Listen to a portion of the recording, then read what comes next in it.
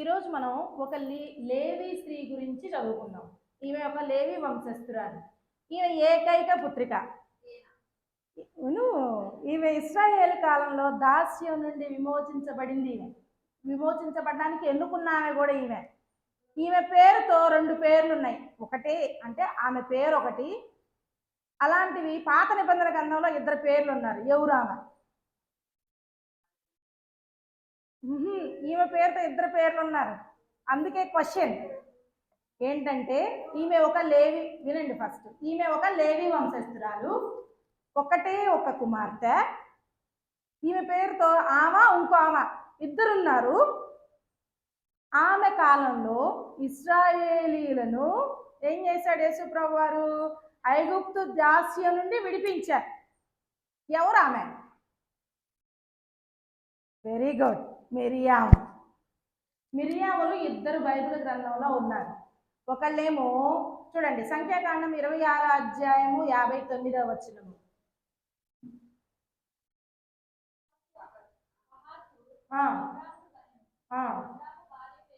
అమ్రాము భార్య పేరు యొకోబేదు. ఆమె ఎవరు? లేవి వంశస్థురాలు, లేవి కుమార్తె. ఆమె అమ్రాము వలన అహరోనును మోషేను అతని సహోదరియగు మిర్యామును కంది. అంటే ఎవరిమే? అమ్రాను యొకోబేదు యొక్క కుమార్తె, అహరోను మోషే యొక్క సహోదరి. మరి రెండో ఆమె ఎవరు? ప్రశ్న. రెండో మిరియాం ఎవరు? ఇంకో రెండో మిరియాం ఉంది. ఫస్ట్ మిరియాం ఈయన ఎవరు? అహరోను మోషేల సహోదరి. ఇంకో మిరియాం ఎవరు? మొదటి దినవృత్తాంతములు 4వ అధ్యాయము 17వ వచనం. మొదటి దినవృత్తాంతములు 4వ అధ్యాయం 17వ వచనం. యజ్రా యొక్క కుమారుల పేర్లు చెప్తున్నారు చూడండి.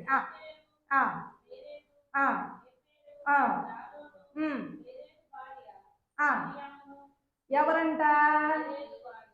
మిర్యాము, షమ్మాయి, ఎస్తేఫును, యష్బాహును కనెను. అంటే ఈమెవరు? యజ్రా కుమార్తె. అంటే ఇద్దరున్నారు. ఎవరెవరు? ఒకళ్ళేమో మోషే అక్క, రెండవది యజ్రా కుమార్తె. మనం ఈరోజు మోషే అహరోనుల సహోదరి అయినటువంటి మిరియామును గురించి ధ్యానించుకున్నాం. మిరియాము అనగా అర్థం ఏంటి? మిరియాము అనగా అర్థం ఏంటి? మా నాన్నోళ్ళు నాకు పేరు పెట్టారు జీవన మాధురి అని. జీవన మాధురి అంటే వాళ్ళ జీవితంలో మాధుర్యాన్ని నింపారని. అంటే మా నాన్నోళ్ళ అక్క వాళ్ళ తరపున అందరూ పెద్దోళ్ళు, మా అమ్మ వాళ్ళ సైడ్ పిల్లలు లేదు. జీవన మాధురి, జీవితంలో మాధుర్యాన్ని నింపింది జీవనే బుట్టి మా కుటుంబంలో అని జీవన మాధురి అని పేరు పెట్టుకున్నారంట మా నాన్నోళ్ళు. మరి మిరియాముకి వాళ్ళ అమ్మోళ్ళు మిరియాము అని పేరు ఎందుకు పెట్టారు? ఆ మిరియాము అన్న పేరుకి అర్థం ఏంటి? తిరుగుబాటు. మిరియాము అంటే ఏంటి? తిరుగుబాటు అని అర్థం. మిరియాము తల్లిదండ్రులు ఆమెకి అమ్రాయి యొకోబేదు ఇశ్రాయేలు బానిసత్వం నుండి విడిపించాలని, గొప్ప తిరుగుబాటు నాయకురాలుగా ఉండాలనే ఉద్దేశంతో ఈమెకి తిరుగుబాటు అనే అర్థాన్ని ఇచ్చే పేరు పెట్టినట్టున్నారు వాళ్ళ అమ్మ నాన్న. అంతే కదా, మోషే గారికి కూడా అలాగే కదా పేరు పెట్టడం జరిగింది. నీటిలో నుంచి తీయబడ్డాడు కాబట్టి మోషే అని పేరు పెట్టారు కదా. అదే విధంగా ఈ తల్లి దేవుని పని కొరకు తన ఇద్దరు కొడుకులు ఒక కుమార్తెను పెంచినట్టుగా చూస్తా ఉన్నాం. నిర్గమాకాండము 2వ అధ్యాయము 4వ వచనం చూద్దాం. నిర్గమాకాండము. వానికి ఏమి సంభవించెనో తెలుసుకొనుటకు వారి అక్క దూరంగా నిలుచొని చూస్తా ఉంది. ఎవరికి ఏమి సంభవించని ఇవే చూస్తా ఉంది? మోషే గారికి. ఏంటయ్యా కథ అని చూస్తే ఒకసారి 1వ అధ్యాయం 8వ వచనం చూస్తే, యోసేపును ఎరుగనటువంటి కొత్త రాజు ఏం చేస్తా ఉన్నాడు? ఏలన ఆరంభిస్తా ఉన్నాడు ఐగుప్తుని. అయితే ఇక్కడ ఆయన ఏం కనుగొన్నాడంటే ఇశ్రాయేలుల సంతతి మనకంటే బలిష్టంగా ఉంది. ఒకవేళ వీళ్ళు ఇంత బలిష్టంగా ఉంటే మనల్ని ఏం చేస్తారు? అణిచివేస్తారు. వాళ్ళు అధికం అయిపోతారు, వాళ్ళు జనాంగం అని చెప్పేసి ఏం చేస్తాడంటే మంత్రసారులకు ఒక ఆజ్ఞ పాస్ చేస్తాడు. చూడండి ఒకసారి 16వ వచనాన్ని. మీరేం చేస్తా ఉన్నారు? హెబ్రీ స్త్రీలకు మంత్రసారి పనిచేస్తున్నారు కాబట్టి వారిని కాన్పు పీటల మీద మీరు చూస్తున్నప్పుడు మగవాడైతే చంపేయండి, ఆడదాన్ని అయితే బతికించండి అని ఆజ్ఞ ఉన్న టైంలో ఈ యొక్క మీద ఏం చేస్తా ఉందంటే 2వ అధ్యాయం 2వ వచనం చూడండి. కుమారుని కని వాడు సుందరుడై ఉండుట చూచి 3 నెలలు దాచేసింది. ఎలాంటి టైంలో? శాసనం చేయబడినటువంటి టైంలో. మగ పిల్లోళ్ళందరినీ హతము చేయండి, చంపేయండి అన్న టైంలో అప్పుడు మోషేను జమ్ముకుట్లో పెట్టి నైలు నదిలో నాచులో పెట్టి ఉంచడం జరిగింది. అప్పుడు చూస్తా ఉందన్నమాట, జాగ్రత్తగా కాపలా కాస్తా ఉంది. ఎవరు ఆమె? మిరియం. ఎవరా మిరియము? మోషేకి అక్క. అందుకని ఈ జమ్ములో పెట్టిలో పెట్టాడు, మా తమ్ముడికి ఏమన్నా అయ్యిద్దేమో అని చెప్పేసి ఏం చేస్తా ఉందంటే మిరియాము దూరం నుంచి చూస్తా ఉంది. ఎవరు వచ్చారు? ఫరో కుమార్తె వచ్చింది. ఏం చేసింది? ఆ పెట్టెలో ఉన్న పిల్లాడిని తీసుకున్నప్పుడు మిరియాం వెంటనే పరిగెత్తుకొచ్చి అంటా ఉంది. ఏమని అంటా ఉంది? ఆ పిల్లవాడిని నువ్వు పెంచడానికి నేను ఎవరైనా హెబ్రీ స్త్రీని ఒకరిని తీసుకొని రానా, ఆ పిల్లవాడికి దాదిగా ఉంటుంది అని చెప్పేసి అంది. అంటే మొదటిగా మనం ఏం చూస్తున్నామంటే మోషేను కాపాడినటువంటి మిరియామును చూస్తా ఉన్నాం. మొదటిది ఏంటి? మోషేను కాపాడినటువంటి మిరియాం. ఏమంటా ఉన్నాడు? నిర్గమాకాండం 1వ అధ్యాయం 22వ వచనంలో ఇశ్రాయేలుకు ప్రతి కుమారుడు నదిలో పారేయాలి, కుమార్తెను బ్రతకనివ్వాలి. అంటే ఇక్కడ రాజ్యాజ్ఞను మీరితే వారికి ఎలాంటి శిక్ష వస్తుంది? మరణ శిక్ష వస్తుంది. ఆ సమయంలో ఫరో కుమార్తెతో శిశువుకు పాలివ్వడానికి దాదిని పిలుచుకొని వస్తాను అని చెప్పి సొంత తల్లిని పిలుచుకొని వచ్చి మోషే ప్రాణాన్ని కాపాడినట్టుగా చూస్తా ఉన్నాం మిరియాముని. దీన్ని బట్టి ఆమె ఎంత తెలివైనదో, వివేకము కలిగినటువంటి బాలికో మనకు అర్థం అవుతా ఉంది. చివరికి ఎలా చేసిందంటే ఈమె శాసనం చేసిన రాజుకే మనవడిగా తన తల్లి ఒడిలో పెంచడానికి ఈమె సహాయపడింది. దేవుడు అలా ఏర్పరచుకున్నాడు మిరియాముని. బాల్యం నుండి మిరియాము నమ్మకమైన బాధ్యత కలిగి ఉండటం వలన చిన్న కుమారుని కూర్చిన బాధ్యత తల్లిదండ్రులు మిరియాముకి ఇచ్చినట్లుగా చూస్తా ఉన్నాం. మిరియాము దాన్ని సమర్థవంతంగా నెరవేర్చినట్లుగా కూడా మనం చూస్తా ఉన్నాం. తన తమ్ముని కొరకు దాదిని తీసుకువచ్చటిలో ఆమె చురుకుదనం, శ్రద్ధ, ధైర్యం మనకు కనిపిస్తూ ఉంది. అక్కడ మాత్రమే ఆమె ఉపోద్ఘాతాన్ని ఇస్తాడు ప్రభువారు. అక్కడ మాత్రమే తన ఉపోద్ఘాతాన్ని ఇస్తారు. కట్ చేస్తే ఎక్కడ ఉంటుందంటే ఆమె తంబూరతోనూ సితారతోనూ స్తుతించెను అనే వాక్యం దగ్గర మనకు వస్తుంది. అంటే రెండవదిగా చూసినట్లయితే తంబూరతోనూ సితారాతోనూ స్తుతించిన మిరియాం. చూడండి నిర్గమాకాండము 15వ అధ్యాయం 20వ వచనం చూసినట్లయితే ఎవరంట ఈమె? ఒక ప్రవక్తి. అంటే దేవుడు ఏర్పరచుకున్న మొట్టమొదటి ప్రవక్తి ఎవరు? మిరియాము తంబూరను చేతు పట్టుకొని స్త్రీలందరూ తంబూరతోనూ నాట్యముతోనూ ఆమెను వెంబడి వెళ్ళారు. వారితో కలిసి పల్లవి ఎత్తి పాడుతూ ఉంది, యెహోవాకు జ్ఞానము చేయిస్తూ ఉంది అంటుంది. ఎందుకు ఇలా జరుగుతుంది? ఐగుప్తు బానిసత్వం నుండి ఇశ్రాయేలు ప్రజలందరినీ స్వతంత్రులుగా బయటికి తెచ్చిన తర్వాత వారిని విమోచించి వారి శత్రువులను, ఫరో రథాన్ని, రోత్రులను ఎర్ర సముద్రంలో ఏం చేశాడు? యేసుప్రభువు వారు ముంచివేశాడు. దానికి గాను కృతజ్ఞతతో ప్రవక్త అయిన మిరియం ఏం చేస్తా ఉంది అంటే తంబూరను చేత పట్టుకొని విజయగానము చేస్తా ఉంది. దేవుణ్ణి కొనియాడుతూ ఉన్నట్లుగా దేవుని చూస్తూ ఉన్నాం. స్త్రీలందరితో స్తుతి ఆరాధనను నడిపించిన గొప్ప నాయకురాలుగా మిరియామును మనం చెప్పుకుంటూ ఉన్నాం. దావీదు కూడా చేస్తూ ఉంటాడు కదా, ఆనందభరితుడై నాట్యం చేస్తూ ఉంటాడు. ఏ సమయంలో? ఎస్, మా దేవుని మందసం మరలా తెప్పించే సమయంలో.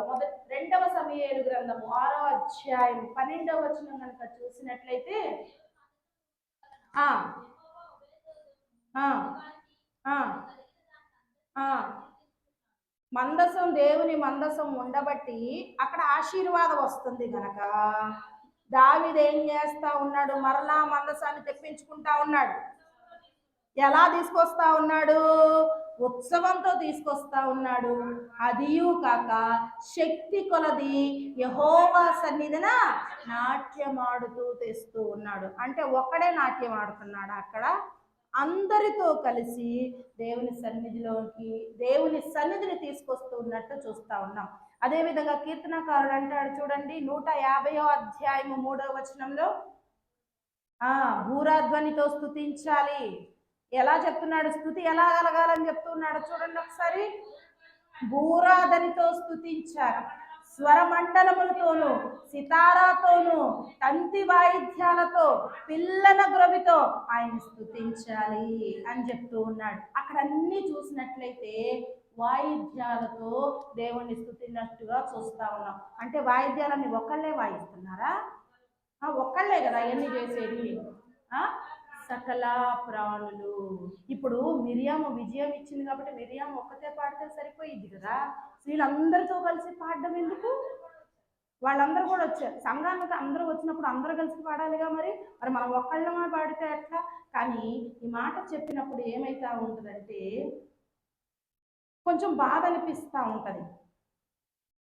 వినడానికి భారమే, కష్టమే, మనకు ఆధిక్యం కావాలి. కానీ విన్నప్పుడు చెప్పే వాళ్ళ మీద కోపం కూడా రావచ్చు. కానీ వాస్తవం ఏంటంటే మనందరం కలిసి పాడాలి, దేవుణ్ణి స్తుతించాలి. అలా కలిసి పాడిన వల్ల దేవుడు విజయం ఇచ్చిన వాళ్ళు ఎవరు లేరా? 7 రోజులు దేవుణ్ణి స్తుతిస్తూ ఆరాధిస్తూ ఎరుకో గోడలు ఏం చేశాడు? దేవుడు కూల్చాడు. బాధ కలిగిస్తున్న కొన్ని కఠినమైన విషయాలు చెప్పడానికి కారణం ఏంటంటే మన ముందుగా ఉన్న ఎరికో గోడలు కూల్చబడాలి అంటే సమూహము కావాలి. ఏ దేవుడు ఒక్కళ్ళతో చేయించలేడా? ఒక్కళ్ళు స్తుతి ఆరాధన చేస్తే జరగదా? ఎందుకు చేస్తా ఉన్నాడు? సమూహముగా చేయవలసిన పనిని సమూహముగానే చేయాలి. మనం అనుకుంటాం ఒక్కొక్కసారి వాళ్ళ పాట మన పాట కలవదేమో. పాడగా పాడగా రాగం ఏమైద్ది? తీయగా ఉంటుంది. ఒక రోజు కాకపోయినా, 2 రోజులు కాకపోయినా, 3 రోజులు కాకపోయినా, 4వ రోజుకైనా కలుస్తుంది కదా. మనం శనివారం ఏం చేస్తాం చెప్పండి? స్తుతిస్తాం, ఆరాధిస్తాం. ఎంతమందిని స్తుతిస్తాం? ఒకళ్ళే పాడతారా? అందరూ గొంతులెత్తి స్వరమెత్తి పాడినప్పుడు ఆయన శక్తి దిగి వస్తుంది. ఎందుకంటే ఆయన స్తుతుల మీద ఆసీనుడు. అటువంటి అవును, వీళ్ళందరూ మరి ఎవరికి వాళ్ళు వాయించుకుంటే సరిపోయిద్దిగా. సమస్త జనులు నన్ను ఆరాధించండి అని ఎందుకు చెబుతున్నాడు ఆయన? మనం చేయవలసిన పని ఏంటంటే ఏకముగా ప్రార్థించాలి, ఏకముగా స్తుతించాలి కూడా. ఎవరికి వాళ్ళు నాదే అనుకుంటే సరిపోదు. ఒంటిగా ఉంటే సొంటిగా ఉంటే నో యూస్. సో కాబట్టి ఏం చేయాలి? మనం అందరం కలిసి ప్రార్థన చేయాలి, అందరం కలిసి స్తుతించాలి, అందరం కలిసి పాట పాడాలి, అందరం కలిసి ఆయన ఆరాధించాలి అని దేవుని యొక్క ఆశ ఉన్నది. ఇప్పుడు మోషే గారు ఐగుప్తులో నుంచి ఇశ్రాయేలుని తీసుకురావడానికి ఎన్ని ప్రయత్నాలు చేశాడు? చేయలేదా? దేవుడు కూడా చూస్తా ఉంటాడు, చెప్తా ఉంటాడు, అనేక మార్లు చెప్తాడు, చూస్తాడు, మొత్తి వదిలిపెట్టేస్తాడు. అవునా కాదా? ఎలా? నేను చెప్తుంది కాదు, నేనేదో కావాలని చెప్పడం కాదు. ఇశ్రాయేళ్ల జీవితంలో అదే జరిగింది. రకపెయి పదవమిచ్చితో మనకి తెలుసు కదా. లాస్ట్ ఏంటిది? తో అంటే తొలి సంతాన్ని ఏం చేశాడు? మొత్తి వదిలిపెట్టేశాడు. అప్పుడే కదా ఫరో భయపడిపోయి పోయకు నువ్వు నీ దేవుణ్ణి ఆరాధించుకొని పంపేసినట్టుగా చూస్తా ఉన్నాం. దావీదు ఆరాధన చేసి నాట్యం చేసుకుంటా వస్తా ఉంటే ఒక ఆమె ఉంది మేఘాలు ఏమంటుంది? వ్యర్థుడు అనుకుంటుంది, వ్యర్థుడు అంటుంది. కానీ ఆయన ఏం చేస్తా ఉన్నాడు? దేవుణ్ణి ఆరాధిస్తా ఉన్నాడు, ఆనందిస్తా ఉంటున్నాడు, సంతోషిస్తా ఉంటున్నాడు. ఎందుకంటే ఆయన తన పట్ల చేసినటువంటి కృపను బట్టి. దావీదెవరు? రాజు. రాజు సహితం అందరితో కలిసి ఏం చేస్తా ఉన్నాడు? నాట్యం ఆడుతూ ఉన్నాడు, దేవుణ్ణి స్తుతిస్తూ ఉన్నాడు, దేవుణ్ణి ఆరాధిస్తూ ఉన్నాడు. కాబట్టి అటువంటి వారంగా మనం ఉండాలి అని ఒక మాదిరి జీవితాన్ని జీవిస్తూ ఉంది. మొన్న నేను ఒక ఎగ్జాంపుల్ని చూశాను. మనం మాట్లాడుకున్నాం కదా ఆదాము అవ్వ గురించి. చూసింది ఇయ్యంట, ఏంటి అయ్యి? చూసింది కళ్ళు, కానీ కళ్ళు పోయి కొయ్యలేదంట. అక్కడికి వెళ్ళడానికి వెళ్ళింది ఎవరు? కాళ్ళు. వెళ్ళిన కాళ్ళు కొయ్యలేదంట. మరేం కోసింది? చెట్టు. కోసిన చెట్టు తినలేదంట. ఏం తింది? నోరు తింది. తిన్న నోరు దాంట్లో ఉంచుకోలేదంట. ఎక్కడికి పంపించింది? కడుపులోకి పంపించిందంట. కానీ దేవుడు ఒక్క తీగ తీయంగానే కళ్ళల్లో నుంచి నీళ్లు గారినాయంట. కానీ ఒక మనిషిలో ఉన్నటువంటి అవయవాలన్నీ కలిసి ఒక పని చేస్తేనే పాపం చేసి, మరి సంఘంలో ఉన్న మనమందరం కలిసి స్తుతించాలి కదా. కన్ను చేస్తుంది లేని చెయ్యి కాలు నడవకుండా ఉంటే, కాలు చేస్తుంది లేని చెయ్యి పోకుండా ఉంటే, చెయ్యి పోతుంది లేని పండు తినకుండా ఉంటే అసలు ఈ పాపమే వచ్చేది కాదుగా. ఎందుకు ఈ గోళంతా వచ్చేదే కాదుగా. ఆశీర్వాదం కావాలి అంటే సంఘం అంటే దేవుని అవయవాలం. మనం అందరం కలిసి పనిచేయాలని దేవుని యొక్క మనసులు అంటే దీంట్లో రెండు రకాలు ఉంటాయి, positive thinking, negative thinking. So పాపం చేయడానికి ఏవీ కదలకూడదు, కానీ దేవుని స్తుతించడానికి మాత్రం అన్నీ కలిసి రావాలి. అందుకని అంటాడు కదా, ఏక మనస్సుతో పూర్ణ ఆత్మతో దేవుడైనటువంటి నన్ను ఆరాధించాలి. ఎందుకంటే ఆయన ఆత్మస్వరూపి కనుక ఆయన ఆరాధించువారు ఆత్మతోనూ సత్యముతోనూ ఆరాధించాలి. అదే మాదిరి అయినటువంటి న్యాయకత్వాన్ని చూపించింది మిరియాం. చూడండి, ముసలితనంలో, అవునా కదా? ఇప్పుడే కదా మనం చదివాం, నిర్గమాకాండం 15 అధ్యాయం 20-21 చూస్తూ ఉంటే మనం ఆమె స్తుతించినట్టుగా చూస్తూ ఉన్నాం.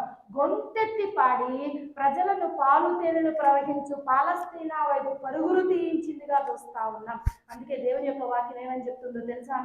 మీకా గ్రంథం 6వ అధ్యాయం 4వ వచనం కనుక చూసినట్లయితే,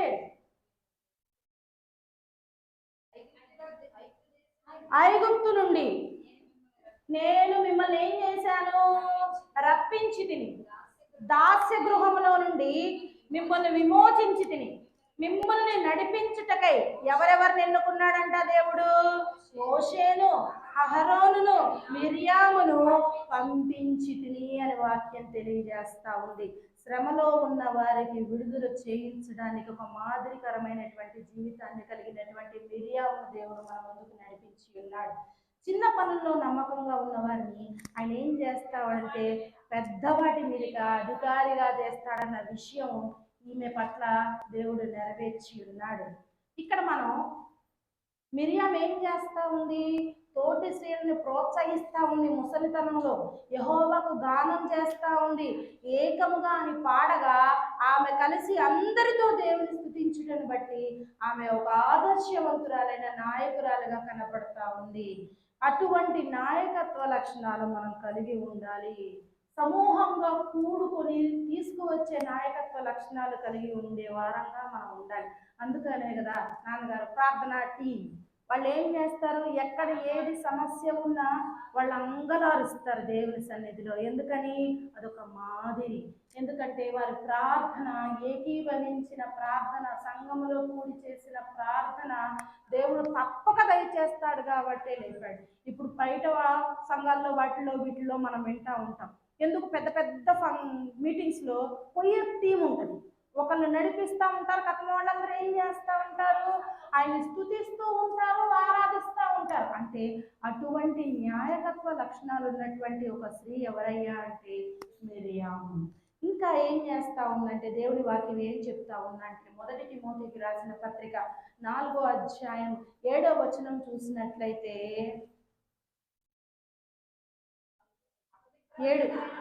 4 అపవిత్రమైనటువంటి ముసలమ్మ ముచ్చట్లను వదిలివేయాలి, విసర్జించాలి. ఏం చేయాలి?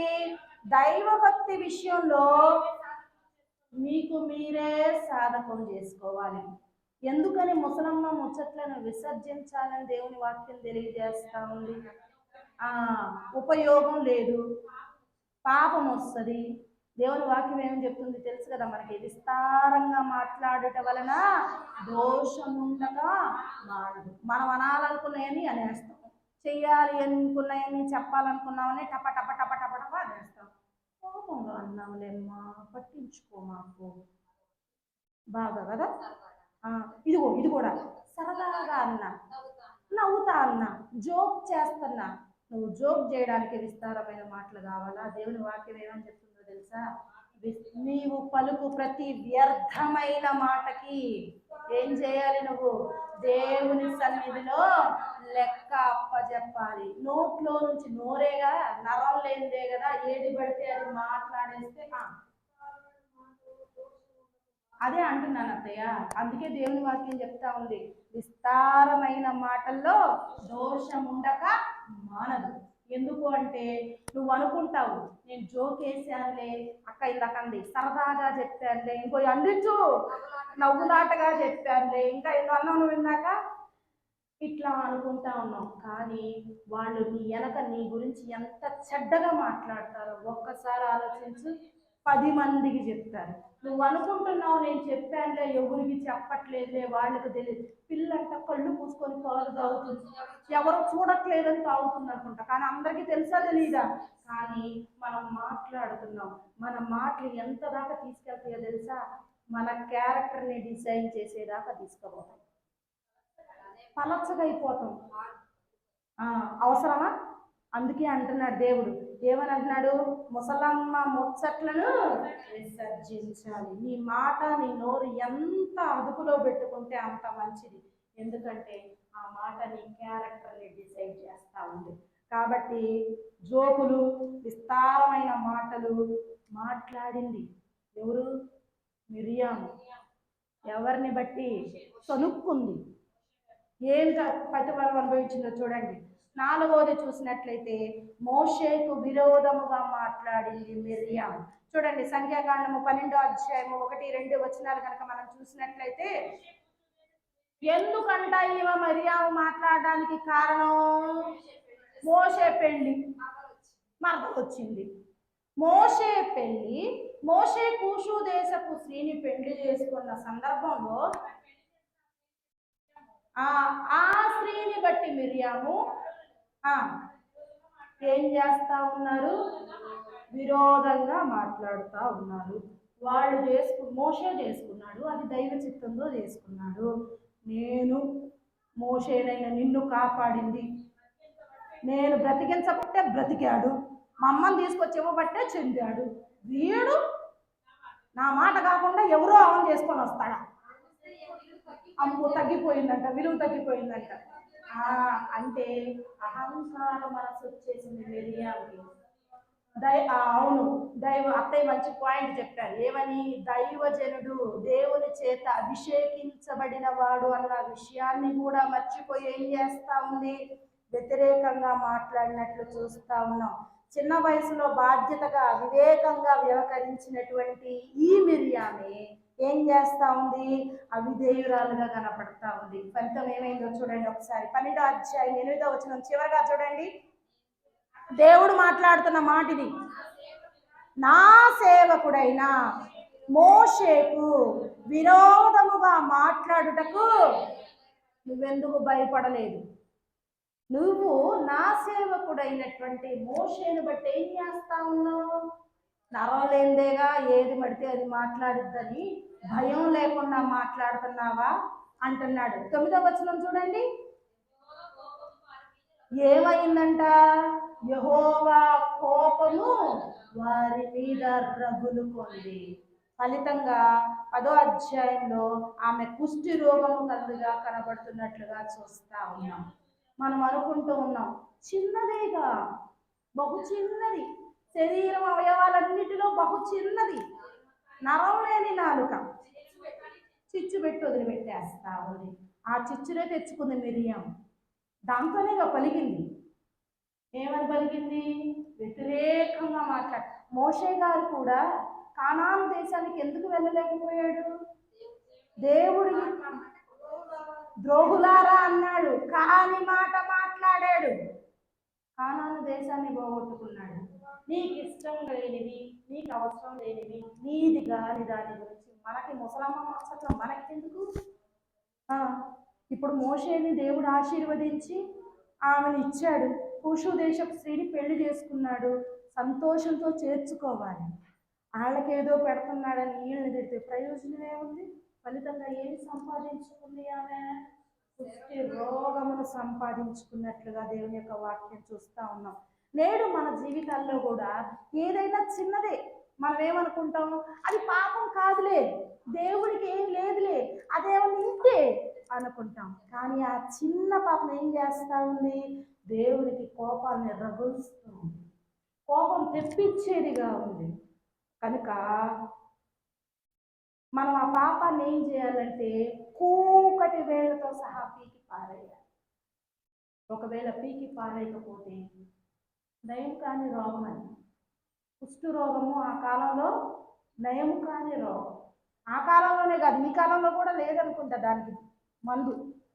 అలాంటి భయంకరమైనటువంటి రోగము దేవుడు మనకి సంభవిస్తాడు. అందుకే సంఖ్యాకాండము 14వ అధ్యాయం 27వ వచనంలో దేవుని వాక్యం ఈ వీటిగా తెలియజేస్తా ఉంది. నాకు విరోధముగా సనుగుచుండు ఈ చెడ్డ సమాజమును నేనెంతవరకు సహించాలి? దేవుడు మాట ఇది. ఏమంటున్నాడు? నేను ఎంత కష్టపడుతున్నాను వీళ్ళ కొరకు. పగలు మేఘస్తంభంగా ఉండి తీసుకొస్తా ఉన్నాను, రాత్రి అగ్నిస్తంభమై ఉంటున్నాను. మంచినీళ్ళంటే మంచినీళ్ళు మారాను మధురంగా మార్చాను. కొత్తిమీరలేనా మాకెప్పుడు అన్నారు, సనుక్కున్నారు, గొనిగారు. ఏంటి కూరేడు పిట్టలు తీసుకొచ్చాడు, మాకు ఆ తిండి లేదా ఈ తిండి లేదా అన్నాడు. ఆకాశము మన్నాను కురిపించాడు, దేవదూతల ఆహారాన్ని ఇచ్చాడు. ఇంకా ఆగల. ఇంకా ఏం చేస్తా ఉన్నారు? సనుగుతూనే ఉన్నారు. ఇంకా ఏం చేస్తా ఉన్నారు? గొనుగుతూనే ఉన్నారు. ఎంతకాలం నేను సహించాలి? నేను ఎంతవరకు సహించాలి అని దేవుడు బాధపడతా ఉన్నాడు. ఇంకా ఏమంటున్నాడో తెలుసా? 29వ వచనం చదవండి అక్క. ఏం చేస్తారంట? మీ శవాలు రాలిపోతాయి. సనిగిన వాళ్ళందరూ చివరిలో చూడండి. నాకు విరోధముగా సరిగిన వారందరూ. ఎంత దుస్థితిని తీసుకొస్తా ఉంది ఈ నాలుక. మిరియాము మాట్లాడిన ఈ ఒక్క సనుకుడే ఆమెకి ఏం చేసింది? కుష్టు రోగాన్ని తెచ్చింది. 4 రోజుల్లో వాళ్ళు ప్రయాణం చేసి కానాను చేరుకోవలసిన వాళ్ళు వాళ్ళ అవిధేయతను బట్టి 40 సంవత్సరాలు ప్రయాణం చేశారు. ప్రయాణం చేసినన్ని రోజులు ఆయన మీద సనుగుతూనే ఉన్నారు, గొడుగుతూనే ఉన్నారు, మాటి మాటికి ఆయన శోధిస్తూనే ఉన్నారు. దేన్ని బట్టి? ఈ నాలుగుని బట్టే కదా. ఈ నాలుగే కదా ఏదైతే వాడేస్తే పోద్ది, అనేస్తే పోద్ది అనుకొని ఎవరికి తెలియదేమో, మాట్లాడట్లేదని అనుకుంటున్నాం. వాళ్ళు మాట్లాడిన ప్రతి ఒక్క మాట తెలిసిందని తెలిస్తే అంత భయంకరమో కదా. దేవుడికి హృదయాంతర ఇంద్రియాలు తెలుసు. ఆయనకే మాట రాకముందే ఆయనకి తెలుసు. అందుకని అంటాడు కదా, చూడండి ఒకసారి సంఖ్యాకాండము 12వ అధ్యాయం 8వ వచనం ఒకసారి చదవక. నేను గూఢభావాలతో కాదు, నేను ముఖాముఖిగా మాట్లాడుతున్నా.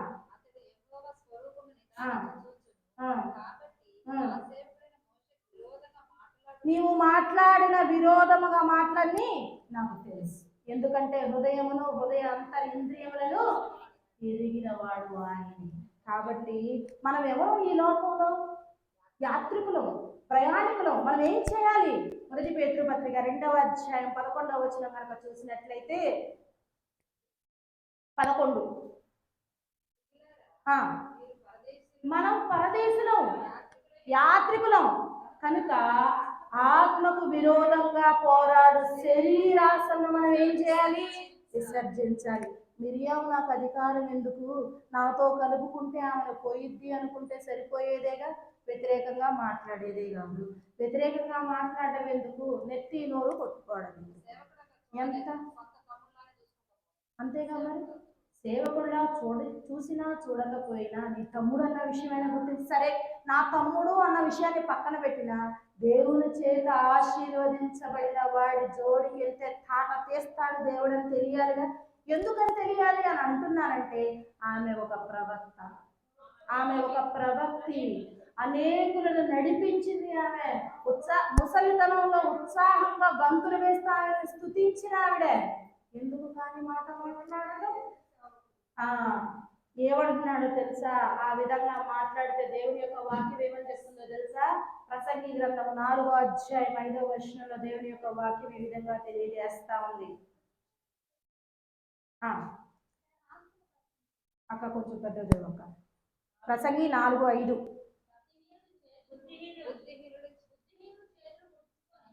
బుద్ధిహీనులు తమ చేతులు ముడుచుకొని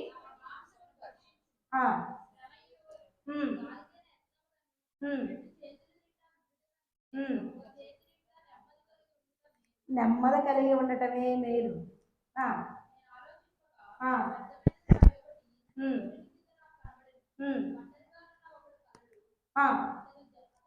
అతనికి జతగాడు లేడు.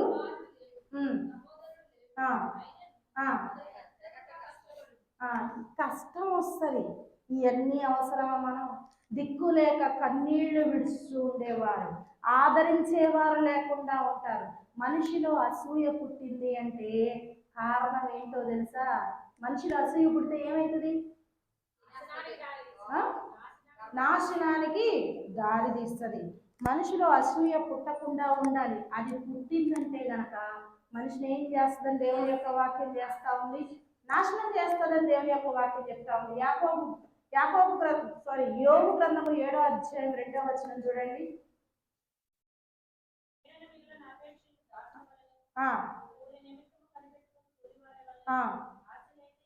అక్క 5:2.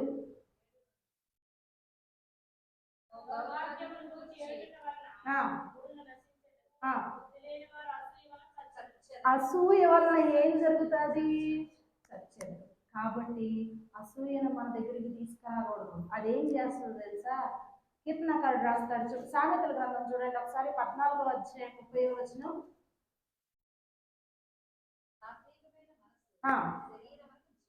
సాత్వికమైనటువంటి మనస్సు ఎలాంటిదంట? శరీరానికి జీవము లాంటిది. ఏంటిది? మత్సరం ఏం చేస్తూ ఉంటుంది? ఎముకకు కుళ్ళు చేస్తూ ఉంటుంది. కాబట్టి మత్సరాన్ని కానీ అసూయను కానీ మన దగ్గరికి తీసుకురాకూడదు. అలాగే తీసుకొచ్చిన పాపం మిరియాం అసూయ పడింది, మత్సరపడింది. ఫలితంగా దైవజనుడైనటువంటి మోషే మీదకు తిరుగాడి కుష్ఠరోగంను సంపాదించుకున్నట్లుగా చూస్తాం. కనుక మనం ఎవరినైనా, అది దైవజనుడైనా అవ్వని, పక్క వాళ్ళైనా అవ్వని, ఎదురు వాళ్ళైనా అవ్వని, అందుకే దేవుని వాక్యం చెప్తా ఉంది, ముసలమ్మ ముచ్చట్లు మానేసేయండి, అపవిత్రంగా మాట్లాడొద్దు. ఎందుకనిగా మనం, అయ్యా అపవిత్రమైన పెదవులను కలగాడిన అయ్యా నన్ను కాల్చు అయ్యా అని అడిగాడు. ఎందుకంటే దాన్ని సాధుపరిచే వాళ్ళు ఎవరు లేరు. నేను ఎన్నో మొన్న చెప్పా, ఏంటిది? ఒళ్ళు దగ్గరుంచి పని చేయడం కాదు, నాలుగును అదుపులో పెట్టుకొని పని చేయాలి అని అంటారు. ఎందుకంటే చాలాసార్లు విన్నా నేను, అదుపు మాట పొదుపు అని. ఎందుకంటే లేదనుకో, ఏకు మేకై కాల్లో గుచ్చుకున్నట్టు నాలుగు మేకై గుచ్చుకుందనుకో, ఇంకా అంతే సంగతులు.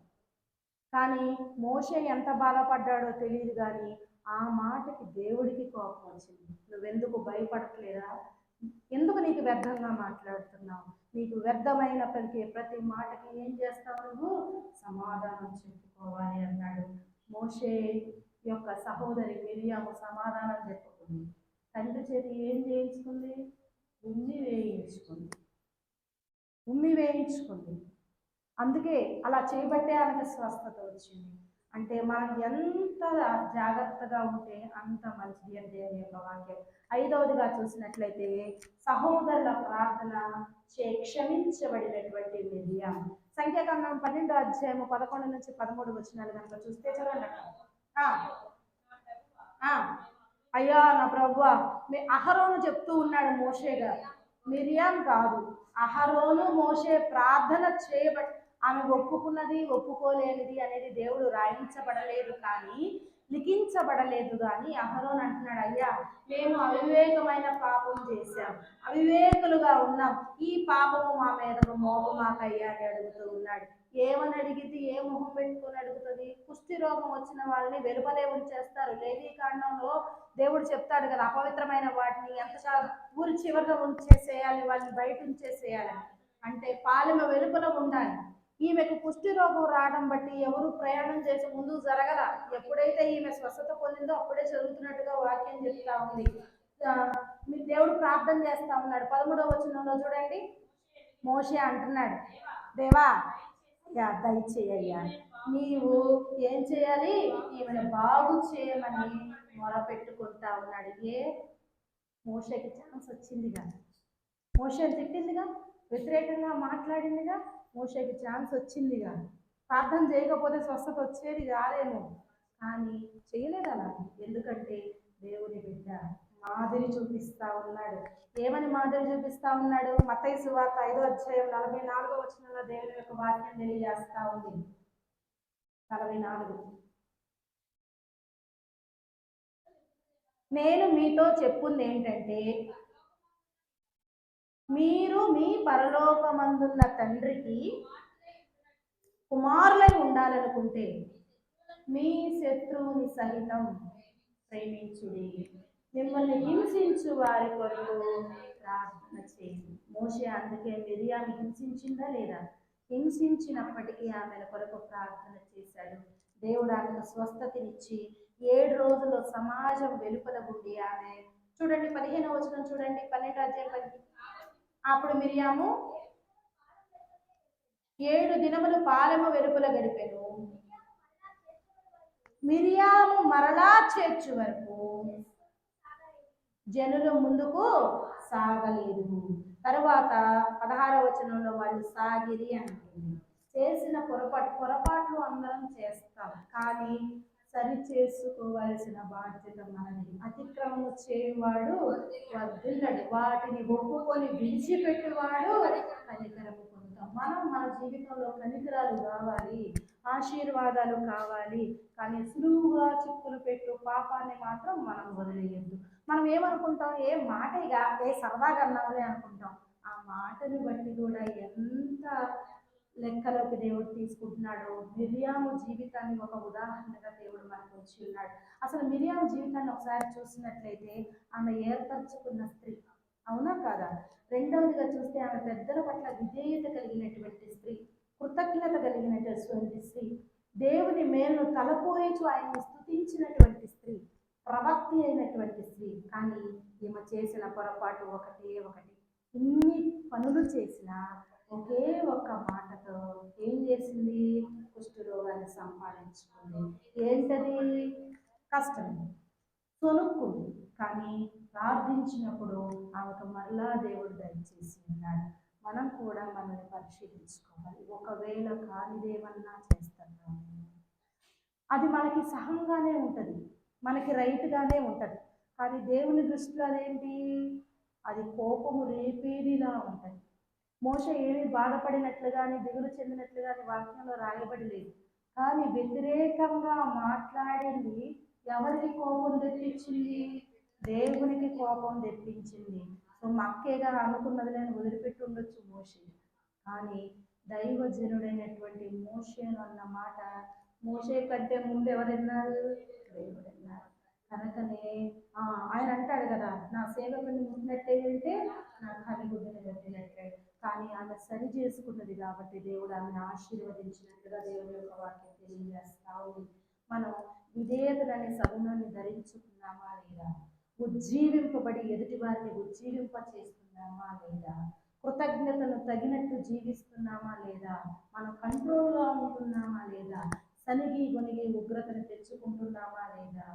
సనిగే నాలుకను బట్టి మనం చాలా జాగ్రత్తగా ఉండాలి. దీన్నే ఎవరినైనా దగ్గరికి చేసుకోవాలన్నా, ఎవరినైనా దూరంగా చేసుకోవాలన్నా. కాబట్టి దేవుని వాక్యం ఏమని తెలియజేస్తాము అంటే, ఈ మధ్యాహ్న కాలంలో ఉపవాస దినంలో ఉన్న మనల్ని మనం పరిశీలించుకోవాలి. అది ఎటువంటిదైనా సరే సహజమే, తప్పులు చేయుట సహజమే. తప్పు చేసినప్పుడు ఏం చేయాలి?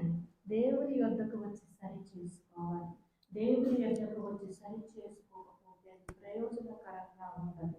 ఉపవాస దినంలో దేవుడు మనల్ని అర్థం వరే సరి చేయడానికి ఆయన వాక్యాన్ని మనం ముందు పెడుతున్నాం కనుక ఆ వాక్యాన్ని మనం విన్నప్పుడు దాని ద్వారా సరి చేసుకొని అనేకమైనటువంటి ఆశీర్వాదం పొందే వారంగా ఉండాలని కోరుకుంటూ నా మాటలు ముగిస్తూ ఉన్నాను.